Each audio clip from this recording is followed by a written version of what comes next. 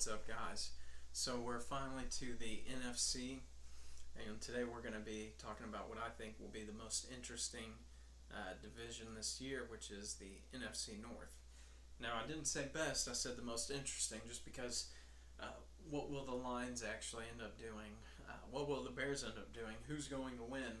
Will it be the Packers like usual, or will there be a shocker and a change-up? And we'll go ahead and dive in here. I've got the Vikings winning at 11 games. And I want to talk about a story real quick.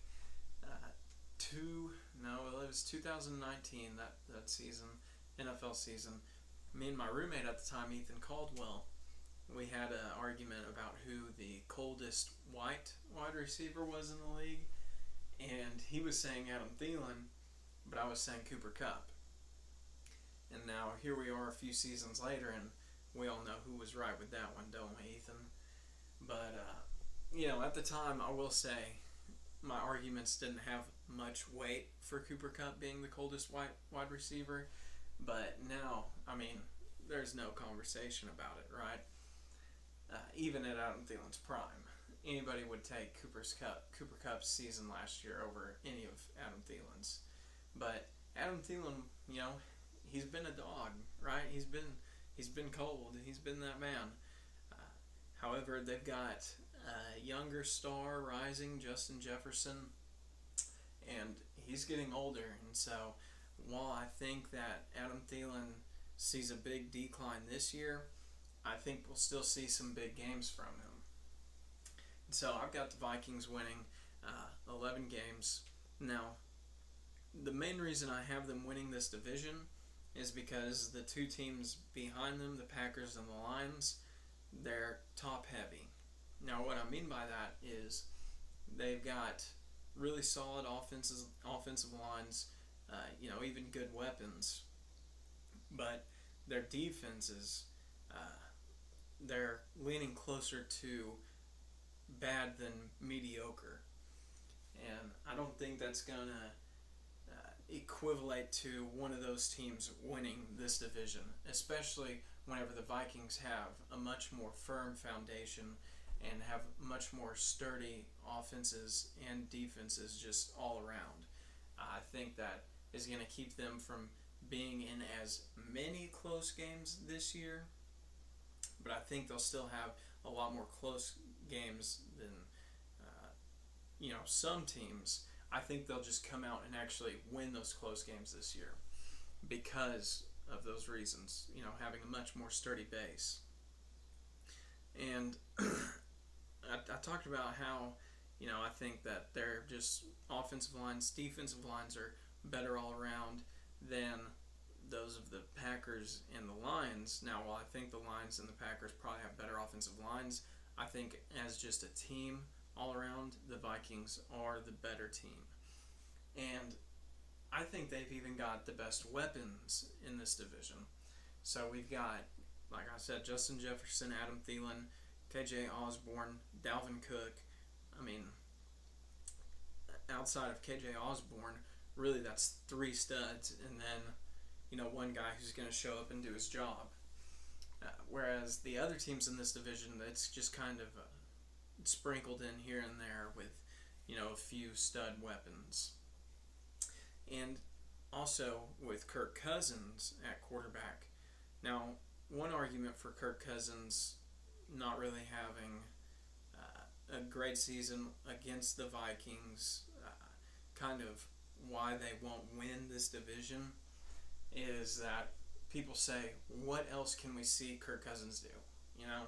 Like, we've seen him at his best and at his worst, and we've seen him be consistent now for a few seasons. And I would kind of dispute that, because if you're a student at the game, then you're going to make improvements every year. And we know now that, especially at the quarterback position, really only at the quarterback position, age has not been as big of a factor as it was in the past. So, in 3 of his 4 seasons with the Vikings, he's had 30 or more touchdowns. Now, the only time that he didn't was his second season, but every other season he's had 30 or more. So 2 years ago he had 35 touchdowns. Last year he had 33. So a small regression, but wasn't really the best coaching situation for them. Dalvin wasn't always in, so that took away a lot of the running game aspect. Now, you know, their backup did have some good games uh, whenever Dalvin Cook was out, but still, he wasn't that dude like Dalvin Cook. So I think a healthy Dalvin Cook this year really helps with that offense. And what else is interesting is that in the past 2 seasons, he's gone from 13 interceptions to 7 interceptions. And so whenever you ask, what else can we see from Kirk Cousins? That stat right there, I feel like that stat alone just beats that argument, because he went from 13 to 7 interceptions in the past 2 seasons. If we see that go down while the touchdowns stay in the same range, 33, 35, so let's say he gets 34 touchdowns this season and then has 6 or 5 interceptions, then we've seen him improve. And as a student of the game, I think we see that improvement as having a coach that's going to be more offensive minded. I mean, they added Kevin O'Connell as their head coach.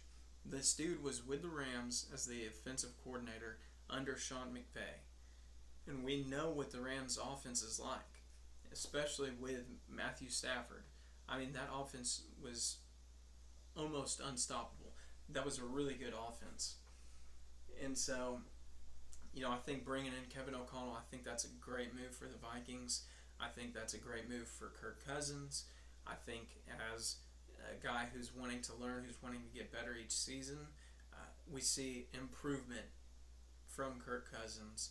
I think those touchdowns stay around the same, 33, 35. I think it probably goes up a little bit. I'm saying 36 or 37 this year. And I think those interceptions are probably right at 6 interceptions. And so, I think we kind of see Kirk Cousins take a little step forward again, as we've seen these past 2 seasons. Taking small steps forward. So I think we see that again this year. And now let's move on to the Packers. I've also got them winning 11 games, but I think the tiebreaker will go to Minnesota. And one of the reasons, like I said, is this defense, it doesn't have firm foundations.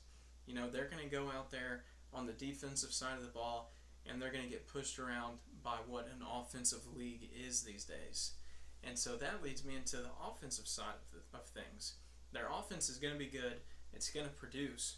But wide receiver wise, take your dart throw, take your shot. Who knows? I will say this about Romeo Doubs, though, and it's Dobbs. Okay, he even said it whenever he was asked by a reporter the other day. He played college football at Nevada. Not good competition. In training camp, he hasn't had good competition. Now, in the preseason that's coming up, it's already started with the Hall of Fame game, he won't see good competition. And so, what's happening here?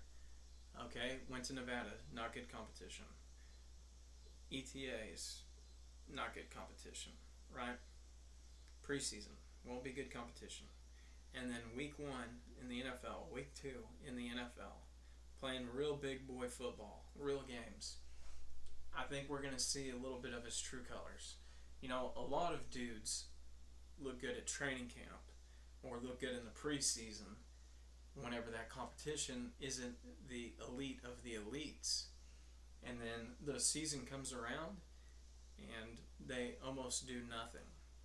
So I think we need to keep things in perspective on Romeo Doubs. We need to be a little hesitant and a little weary whenever he's sitting there on our draft boards.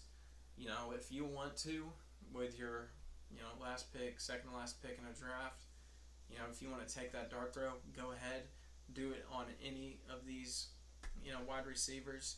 if any of them fall late enough to you, take your dart throw if that's the guy that you like. But I'm going to stick with the running backs, Aaron Rodgers if he falls to me, and Robert Tonyan. I think that's where a majority of the missing targets from well, why am I going mind blank now? Their star Devontae Adams.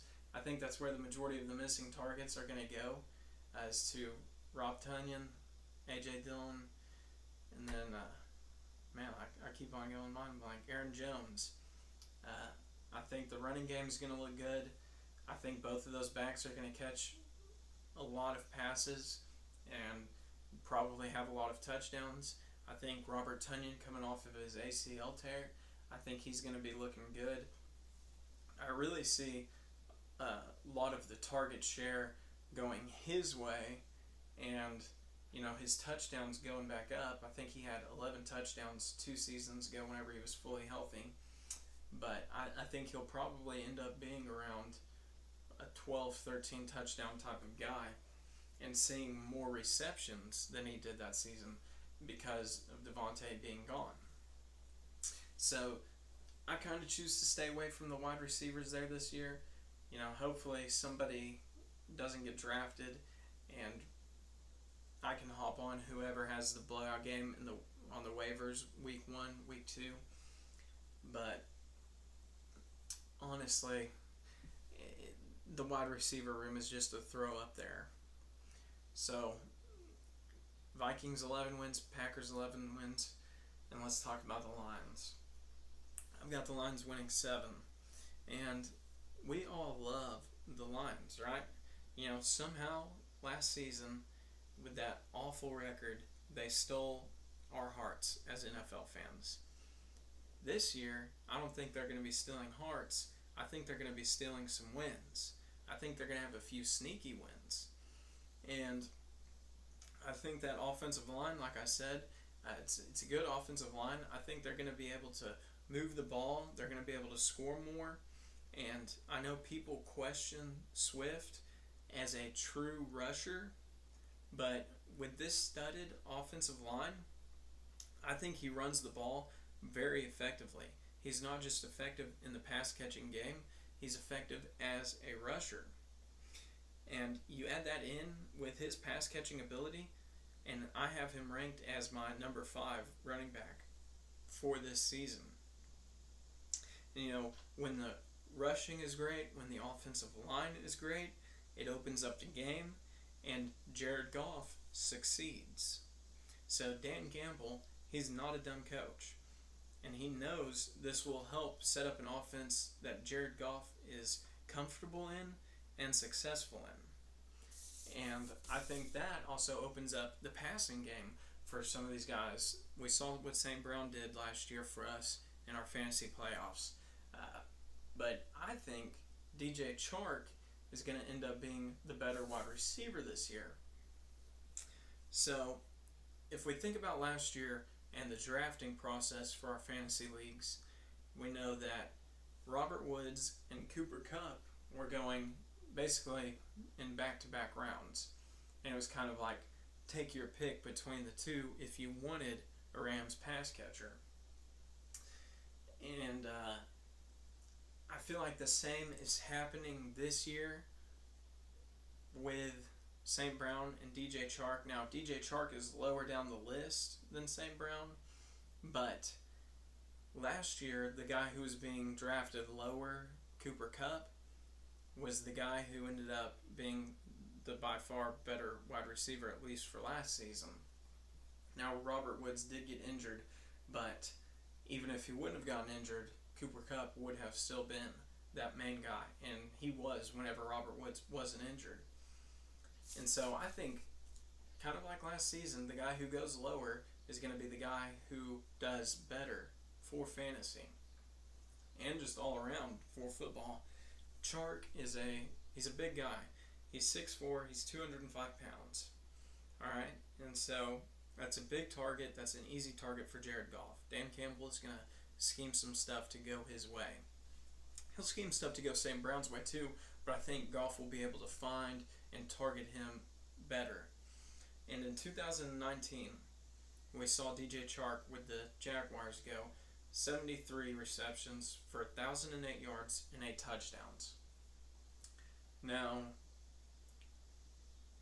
that's a good stat right there, because not only is it a good season, but it means DJ Chark has done it before. And a lot of these big name fantasy guys, they talk about, we're looking for guys who have done it before, they've proven they can already do it, and maybe have just, for whatever reason, fallen off the past couple of years. DJ Chark fits that bill down to a T. Coming into this offense, I think he's the number one, especially since their rookie, Jameson Williams, is hurt. He won't be playing until, who knows? I think they're saying like week 6, right?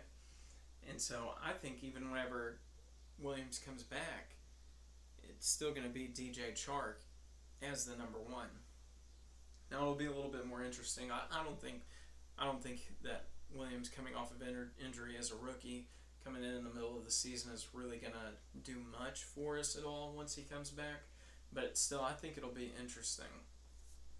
And, for the reason of DJ Chark kind of doing it over a season instead of a few period or a few games, that's why I've got DJ Chark being this offense's number one wide receiver and having a pretty good year this year. Now last is the Bears. And honestly, statting the Bears out was pretty difficult, how many wins they were going to have. Sometimes I would say, okay, they'll win this game, they'll lose that game, and then I would go and I'd look at it again, 2 minutes later or so, and I'd be like, no, they're going to win this game and they're going to lose that game. They're going to lose that game and they're going to win this game. So almost every time, though, whenever I was statting them out, I would get 6 or 5 wins. And then the last few times, I really took my time on it, and I had them winning 5. And they're not good on their fronts at all, whatsoever. I've kind of been talking about this in this episode. Offensive lines and defensive lines. Some being top-heavy, some being more sturdy and better all around. But this offensive line and this defensive line, they're atrocious. They're awful. They're a disgrace, okay? That's not a good equation for a young quarterback to succeed, okay? So, honestly, fantasy-wise, watch Justin Fields, watch Darnell Mooney, watch Cole Kmet, okay? And here's what's going to happen this season. Those 3 guys are going to be fighting and giving everything that they have to win ball games. Now, it's going to be a lot of times where we're watching a Bears game, and in the fourth quarter, maybe early in the fourth quarter, they take a lead. They have a good drive, score a touchdown, kick a field goal, take the lead. And I wonder how many times we're going to see that happen in the fourth quarter, and then we're going to watch the other offense come out and just shove this Bears defense around and just go score in 2 minutes, 3 minutes, okay? That is demoralizing for a young team. And I think that whenever they do go out and they do take a fourth quarter lead, it's going to be because of those 3 guys that I just named. Darnell Mooney, Cole Kmet, and Justin Fields. It's going to be because those dudes, they want it, and they want it bad. But they're not going to see their defense hold up late in games whatsoever. And that's going to just tear them down. All right? And they're going to have a losing season. Hopefully it's a learning season, though, and not just a losing season. And hopefully the Bears organization wakes up and they see that they're garbage, that they need to change some things from the top down. And so with that, that's my NFC North breakdown. I'm really excited for this division, getting more and more excited for the NFL season every day. So just to run it down one more time, Vikings 11 wins, winning the tiebreaker over the Packers, who will also have 11 wins. Lions at 7 wins, and Bears at 5 wins. So that's it for today, guys. Catch me on Tuesday. See y'all.